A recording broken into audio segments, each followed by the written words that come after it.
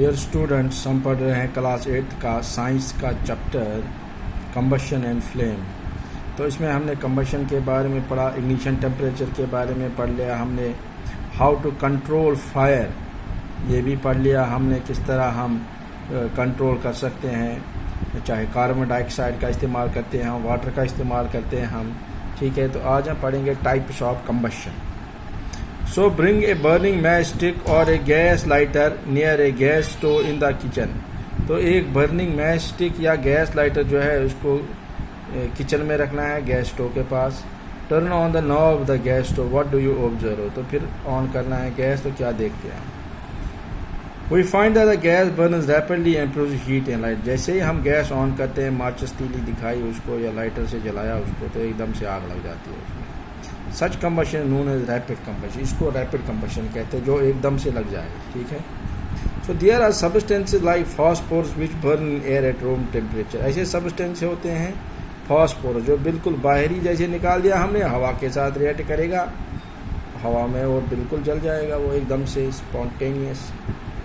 The type of combustion in which a material suddenly bursts into flame without the application of any apparent cause, जिसमें कोई apparent काज नहीं होता। जैसे यहाँ पे हमने तीली दिखाई, माचिस दिखाया या लाइटर दिखाया, तो जब ये खुद ही जलेगा अपने आप आग लग जाएगी, तो this is known as spontaneous combustion. Spontaneous combustion of coal dust है, ये बड़ा इंपॉर्टेंट। देखिए, spontaneous combustion of coal dust has resulted in many disastrous fires in coal mines. Coal mines में काफ़ी इससे आग लग गई है।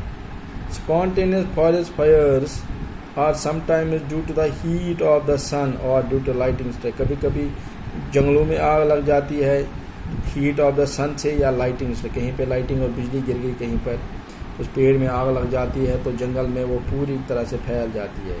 क्योंकि हमने पढ़ा है पहले भी, क्योंकि जो पेड़ होता है वो फ्यूल है, फ्यूल के तौर पर काम करता है, और जो उसमें ऑयल होता है वो भी फ्यूल के तौर पर काम कर लेता है, इसलिए वो आग को बढ़ाता ही जाता है। जैसे जो रास्ते में उसको घास आएगी उसको भी जला देगा, पेड़ आएंगे उनको भी जला देगा। ठीक है, सो स्पॉन्टेनियस। अच्छा, however most of forest fires are due to the carelessness of human being. क्योंकि केयरलेसनेस, कभी किसी ने माचिस की तीली डाल दी, किसी ने सिगरेट फेंक दिया जंगल में घास में, किसी ने जंगल में आग जलाई लेकिन फिर उसको बुझा नहीं, उसके ऊपर पानी नहीं डाला, मिट्टी नहीं डाला। ठीक है, कैंपिंग के लिए जाते हैं लोग, तो इससे क्या होता है कि जंगलों में आग लग जाती है।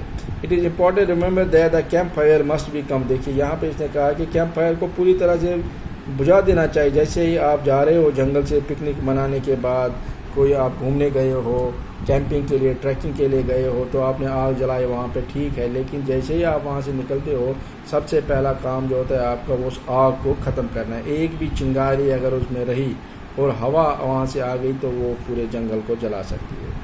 We know that we generally have fireworks on festival days when a cracker is ignited, a sudden reaction takes place with the illusion। जैसे हम दिवाली के दिनों में या फेस्टिवल सीजन होता है तो हम क्रैकर जलाते हैं, उनमें एकदम से आग लग जाती है। साउंड, लाइट, हीट, तीनों चीज़ें। A large amount of gas form in the reaction is liberated। बहुत सारी गैस निकलती है। Such a reaction is called explosion। इसको हम एक्सप्लोजन कहते हैं। Explosion can also take place if pressure is applied on the cracker। अगर cracker के ऊपर प्रेशर भी अप्लाई करेंगे तब भी उसमें आग लग जाएगी।